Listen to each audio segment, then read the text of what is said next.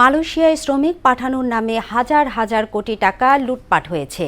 সীমাহীন অনিয়ম আর দুর্নীতির মাধ্যমে মাত্র ১.৫ বছরে একটি চক্র প্রায় ২৪,০০০ কোটি টাকা দেশ থেকে পাচার করেছে বলে অভিযোগ আছে। অভিবাসন সংশ্লিষ্টরা বলছেন, দোষীদের শাস্তি প্রদানের পাশাপাশি কঠোর নজরদারির কোনো বিকল্প নেই। আরও জানাচ্ছেন তানজিদ ভুইয়া।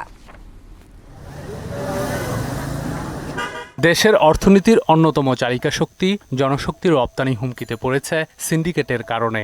গত ১.৫ বছরে সাবেক প্রবাসী কল্যাণমন্ত্রী ইমরান আহমেদের নেতৃত্বে অপ্রতিরোধ হয়ে উঠে চক্রটি। মাথাপিছু ৭৮,০০০ টাকা খরচে শ্রমিক নেয়ার কথা থাকলেও এ সিন্ডিকেট আদায় করত ৫ থেকে ৬ লাখ টাকা।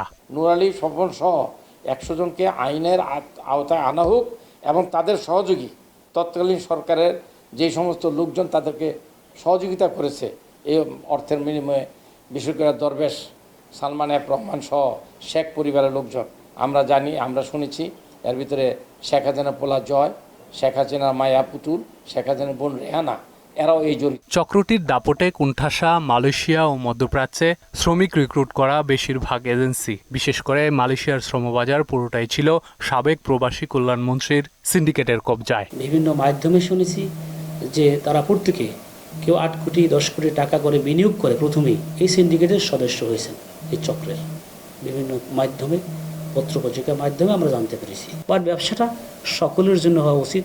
কোনো একটা গোষ্ঠীর জন্য, কোনো একটা দলের জন্য, কোনো একটা গ্রুপের জন্য ব্যবসা করবে আর সুদবিহীন ব্যাংকিংয়ে আত্মশুদ্ধির পথ এনআরবিসি ব্যাংকের ইসলামিক ব্যাংকিং আল আমিন। কেউ করতে পারবে না।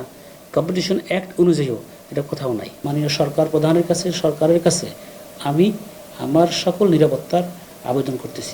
সিন্ডিকেটের কাছে অসহায় জনশক্তি রপ্তানি ব্যুরোর কর্মকর্তারা। সরকারের উচ্চ পর্যায়ের নজরদারি ছাড়া এ থেকে পরিত্রাণের উপায় নেই বলে মনে করেন তারা। আইডেন্টিফাই করে এটাকে অ্যাওয়ারনেস বিল্ড আপ করে ট্রেনিং দিয়ে এটা কাজ করতে হবে। কারণ আমার যে নিরীহ কর্মী যারা আছে গ্রামে গঞ্জে, যারা বিদেশে যেতে চায়, তারা কিন্তু তাদের এলাকার ব্রোকারদেরকে বেশি পছন্দ করে। সংশ্লিষ্টরা জানান, শ্রমবাজার সিন্ডিকেটে আছে বাংলাদেশ ও মালয়েশিয়ার একদল দালাল। এদের দমন করা না গেলে একটা সময়ে হুমকিতে পড়বে জনশক্তি রপ্তানি। ডিসিশন মেকিং স্টেজেই ওরা বুঝতে পারবে যে আমার এই টাকা দিয়ে যাওয়া যাবে কি যাবে না। তানজিদ ভুইয়া, মোহনা সংবাদ, ঢাকা।